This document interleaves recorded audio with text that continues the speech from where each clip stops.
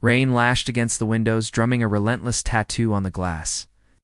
Inside, the flickering gaslight revealed dust motes dancing in the air, and a single figure slumped in a chair by the hearth. His threadbare coat was pulled tight against the chill, his face hidden in its depths. He stirred as a knock echoed through the empty inn, then rasped, "Come in." The door creaked open, and a young woman stepped inside, shaking droplets from her soaked hat. "I'm sorry to intrude," she said, her voice barely a whisper, "but I need shelter from the storm." The man gestured to a chair by the fire.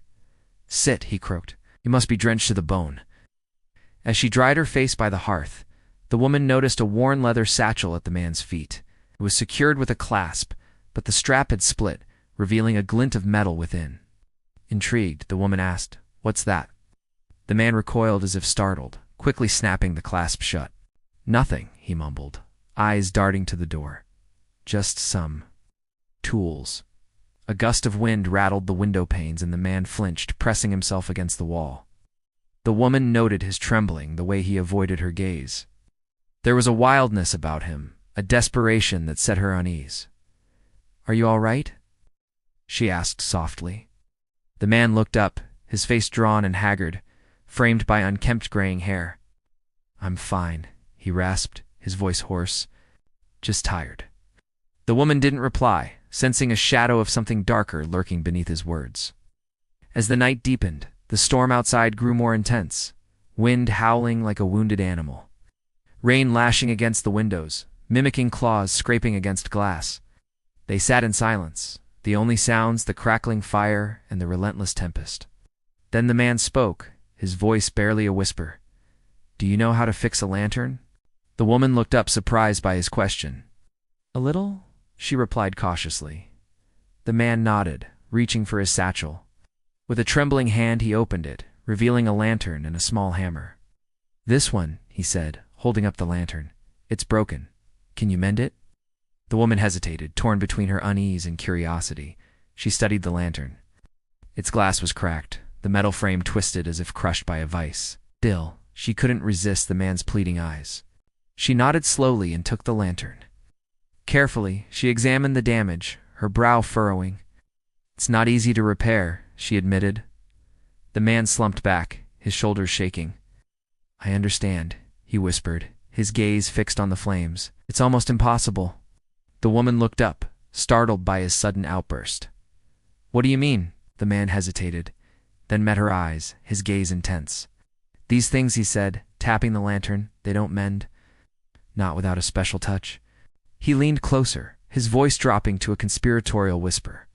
"Not without the heart of a Clara." The woman's heart skipped a beat. "A Clara," she repeated, confused. The man nodded grimly. "Yes, a Clara is needed to repair a Clara," he explained, his voice low and urgent. "This lantern, it's trapped. Only a descendant of the Maker can set it free." He stared at the fire, his face etched with longing, or so the legend goes. Before the woman could reply, a violent gust of wind rattled the windows, plunging the room into near darkness. The fire sputtered, casting eerie shadows that danced on the walls. The man stiffened, pressing his back against the wall as if bracing for something. "The storm," he muttered, his voice tight. "It's getting worse." Suddenly, a blood-curdling scream tore through the night, echoing across the moors. The woman and the man stared at each other, fear and uncertainty in their eyes. The man rose abruptly, knocking over his chair. "I must go," he said, his voice tense. "There's someone else out there in this storm." He rushed to the door, then paused, turning back to face the woman with an intensity that startled her. "You," he said, his voice low and urgent. "You must stay here. It's not safe for you." He reached out, placing a hand on her arm, his touch surprisingly firm. "Please," he implored, "promise me you won't leave this room." The woman met his gaze, torn between her growing concern for the troubled man and her own safety. The storm raged on, wind shrieking and rain battering the windows, drowning out the rest of the world. After the man left, the woman explored the inn, finding little more than cobwebs and dust. In the common room, she noticed a tarnished silver tray resting on a table. It held 3 candlesticks, each shaped like a gnarled tree branch. She picked one up, turning it over in her hands, marveling at the intricate design. As she brought it closer to the dim lamplight, She saw an inscription on the base. To Elias, may your light guide those who seek it in the darkest hours. Beneath that, a name was engraved, barely visible with age. Clara? The woman's heart skipped a beat. Who was Clara? What was the connection between these candlesticks and the enigmatic man who had sought her out? In the corner of the room, she found a dusty book bound in leather. Its pages crackled as she opened it, revealing faded ink drawings of strange devices, including a lantern that looked remarkably like the one the man had shown her. Next to it, a name was written, Clara Everglaze. Hope, the innkeeper's daughter. The year was 1847. Clara Everglaze, Hope, had been known for her unique ability to repair broken lanterns, imbuing them with magic to guide travelers lost in the darkest hours. But how was this possible? Was there some truth to the legend? Did Clara possess a special power or knowledge that allowed her to mend these mystical lanterns? Suddenly, footsteps echoed in the hallway. The woman froze, her breath catching in her throat. Was the man returning? Or could it be someone else? Nerves on edge, she hid the book in the candlestick, then waited in the darkness, listening intently. The footsteps approached, then stopped just outside the room. A knock sounded, soft but insistent. "Come in," she called, her voice trembling slightly. The door opened, revealing a silhouette framed by the flickering lamplight. The woman gasped. It wasn't the man she had seen before. This newcomer was younger, his features softer, his eyes filled with worry. "I'm so glad I found you," he said, rushing to her side. "I've been looking everywhere." The woman's confusion must have been evident in her expression, because the young man rushed to explain. "I'm sorry," he began, "but I must ask you to leave this place right now. It's not safe for you." He reached out, his hand hovering over hers, then dropped it, unable to touch her. "Please," he pleaded, "you have to trust me. Your life is in danger here."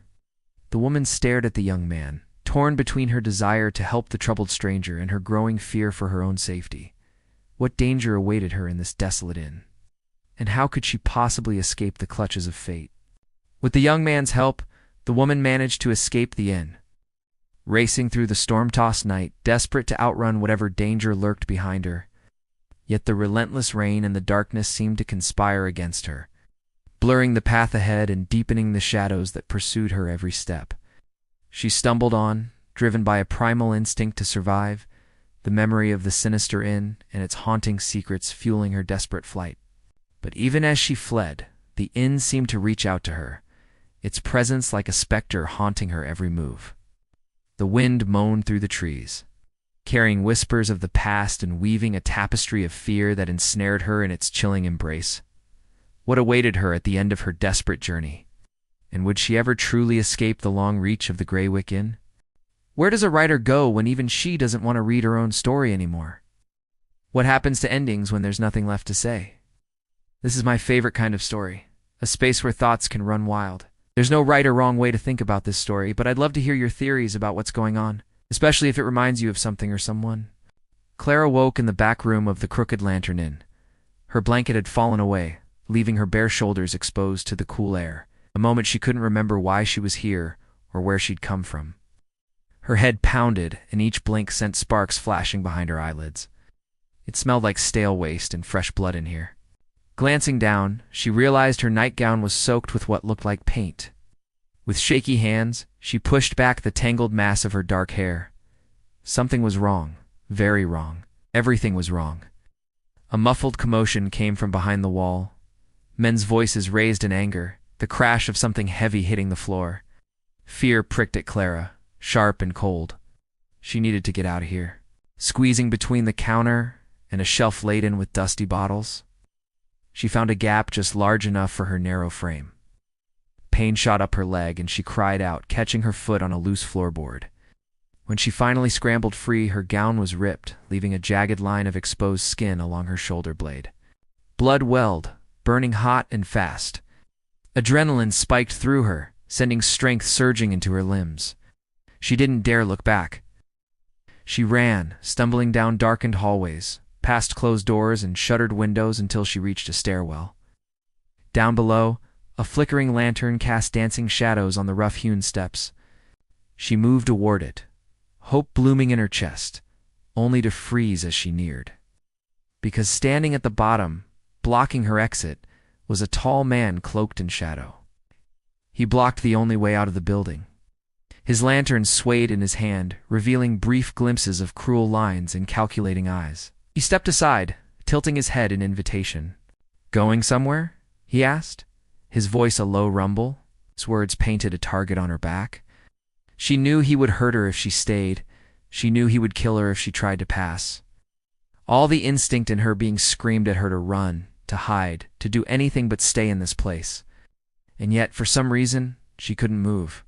His expression softened slightly, turning almost bored. "Don't bother hiding," he said. "It won't help you." Clara blinked, startled by his words. Why wouldn't it help her? Wouldn't hiding somewhere allow her to disappear? To vanish off the face of the earth? He took a step toward her, holding out a hand. "Come," he said, "why don't we make a deal?" In the deepest part of her, she wanted to refuse, to spit in his face and claw her way up the stairs. But all that came out was a choked sob. When she opened her mouth to speak, her voice sounded thin and reedy, as if coming from far away. "What do you want?" he asked. His voice was surprisingly gentle, and in that instant, Clara knew she couldn't fight him, not physically. But maybe, just maybe, she could win in another way. She had nothing to lose. Nothing, except the fear choking her, eating at her sanity. That was something she could trade. "I don't trust you," she said quietly. He frowned, the harsh lines of his face crinkling. "That's fair," he conceded. "How about this? You help me and I'll help you." With his gaze fixed on her face, she nodded slowly. Reaching out, he pressed something into her palm. Startled, she dropped it. It hit the floor with a metallic clang. It was a key, long and slender, engraved with strange symbols. "Find me the woman who brought you here," he instructed, his eyes boring into hers, "and I will take you home." Relief flooded her, sweet and heady, making her dizzy. His eyes narrowed. "Go now," he snapped, and she turned without another word. The key was cold against her skin. As she searched for the woman who brought her here, she felt his gaze following her every move, judging, demanding. Finally, she found her in the parlor, seated by the fire, embroidering a cloth. The woman looked up and smiled, her eyes filled with kindness. "Looking for this?" Clara asked, holding out the key. The smile vanished, replaced by a look of pure terror.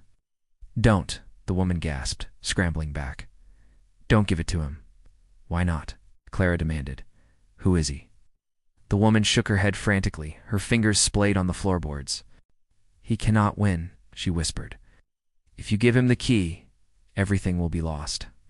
"Why?" The woman looked up, her eyes wide and pleading. "You don't understand," she said softly. "You're not supposed to understand. Just please, you have to promise not to give him the key." It was the most genuine plea Clara had ever heard. Despite her confusion and lingering fear, she felt a surge of sympathy for the woman. "Why not?" she repeated. The woman hesitated, then sighed, resigned. "There are things," she began, "things you don't know about, things you shouldn't know. The key, it unlocks memories. Memories best left buried. You can't imagine what kind of horrors he's hidden away." "Don't give him the key, Clara." The word echoed in the silent room. She repeated it again, savoring the sound. Clara, it fit, it felt right. For the first time since waking in the inn, she felt a spark of determination. She didn't need his help. She didn't need anyone's help. She would find her way out of this place, even if it meant facing whatever lurked in the shadows. Whoever he was, he had secrets. Secrets powerful enough to shatter a person's mind, if unleashed. And she intended to find out what those secrets were. Thank you for watching. If you enjoyed this video, consider following for more content. When the mirror shattered, the silence afterward was heavier than any scream. Clara knelt among the shards, her trembling fingers slick with blood. Each cut stung like fire. Dozens of her own eyes stared back at her from the broken glass, their smiles fixed, their whispers crawling along the edges of her mind. "You belong to the inn now." Her chest heaved, her breath scraping her raw throat. She pressed her palms against the floor, trying to steady herself, but the wood pulsed beneath her touch, warm, beating as though alive. The inn itself was breathing with her panic. She gasped, I won't be part of this." The room was suffocating. The mirror frame groaned, the wood splintering as if something inside wanted out. Beyond the door, she heard footsteps again, slow, dragging, deliberate. Someone was coming. Clara forced herself to her feet, her blood dripping onto the floorboards. She stumbled to the door, throwing it open, and stepped back into the hall. The lanterns hummed louder now, the rhythm of their flickering synchronized with her racing heartbeat. She wasn't alone. The hallway was full. Dozens of figures stood in rows on either side, lanterns in hand, their pale faces blank. Each one of them was Clara different ages, different fragments of her life, yet their empty eyes were all the same. She backed away, her voice shaking. "You're not me, you're not me." They spoke in unison, voices echoing from hollow throats. "We are what remains when the living forget. You are here because you crossed the bridge. You lit the lantern. You cannot leave." The lanterns blazed red, the hallway throbbing with heat. Clara's vision blurred, her mind clawing for an escape.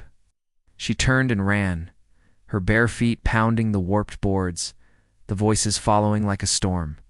Remain, remain, remain. Every hallway twisted back on itself.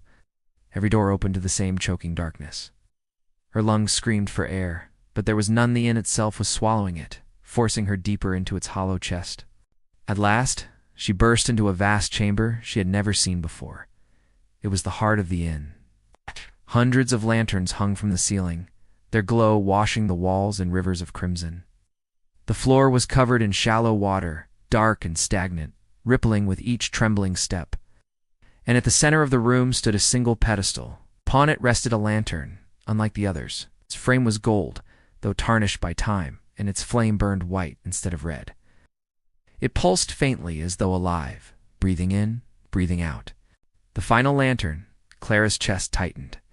She knew instinctively this was the source, the thing that bound the inn, the thing that bound her. Her legs carried her forward, water lapping at her ankles. Her reflection rippled across the surface.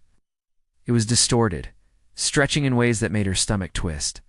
Each ripple whispered her name, her voice returning to her from every direction. Clara, Clara, Clara. Ah. As she reached the pedestal, a voice rose above the others. "You cannot touch it." Clara spun. The figure from the dining room stood in the water, its head bent, its face half melted. Behind it, the other Claras gathered, lanterns glowing, their forms crowding the chamber like an endless army. The figure stepped closer, water sloshing around its rotted legs. The lantern is the binding flame. To break it is to break yourself. If you snuff it, you snuff you. Clara's trembling hand hovered over the lantern. Its glow painted her skin in pale light, warmer than anything else in this cursed place. Her voice cracked. "Then what am I supposed to do? Live here forever?" "Become you." The melted face split into a grim smile.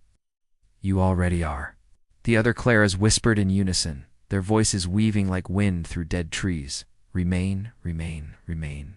Clara's heart fractured beneath the weight of their chant. She saw them, all the child version clutching a doll, the teenager with wide, frightened eyes, the older woman with tears streaking her cheeks. Versions of herself from every point in her life, trapped, condemned to repeat this eternity. It was too much.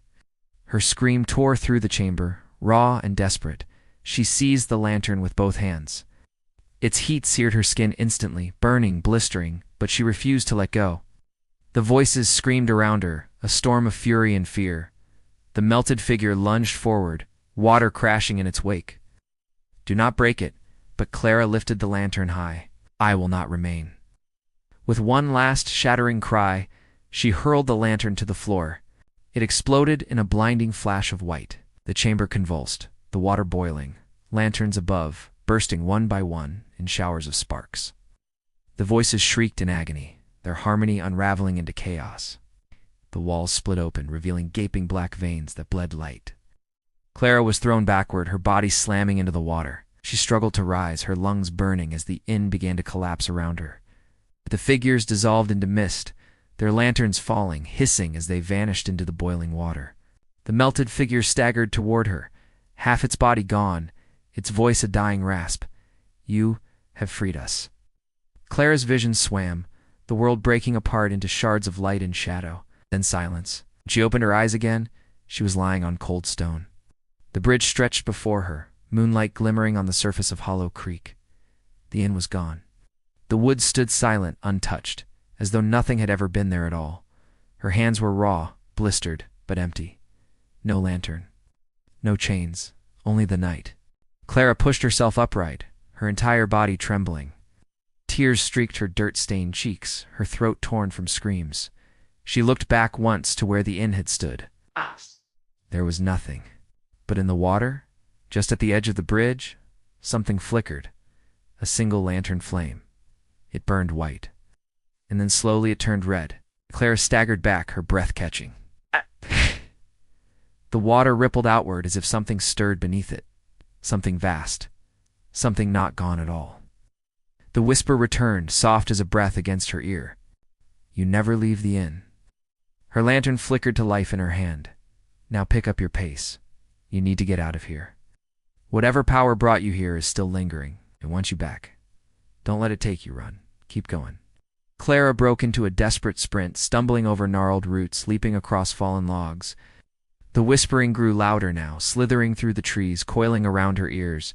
Clara, Clara, come back. We've been waiting for you. You can't escape the inn. Behind her, the trees writhed, twisting into grotesque shapes. Their branches clawed at her, reaching, grabbing, trying to drag her back. She could feel their icy fingers grazing her heels, their roots tugging at her feet. With every step, terror lent her speed.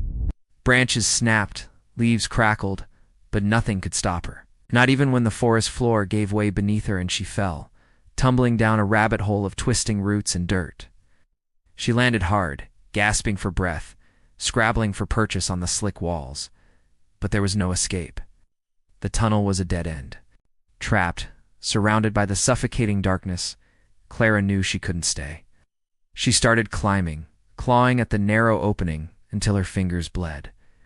With one last heave, she pulled herself free and collapsed on the forest floor, coughing, spitting dirt. The whispering had stopped. She didn't dare look back. She didn't want to see what horrors waited in those woods, what things had watched her from the shadows. All she knew was that she had to keep moving, had to put as much distance between herself and that place as possible. So she did.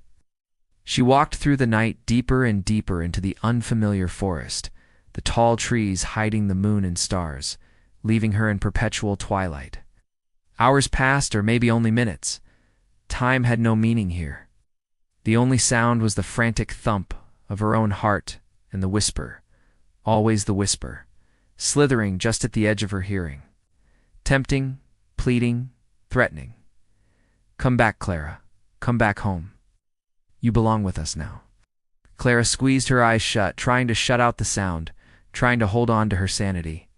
But the whisper wormed its way in anyway, slithering across her skin, seeping into her bones. It was everywhere. She was never truly safe. Not while the inn still stood, not while the whisper still lingered.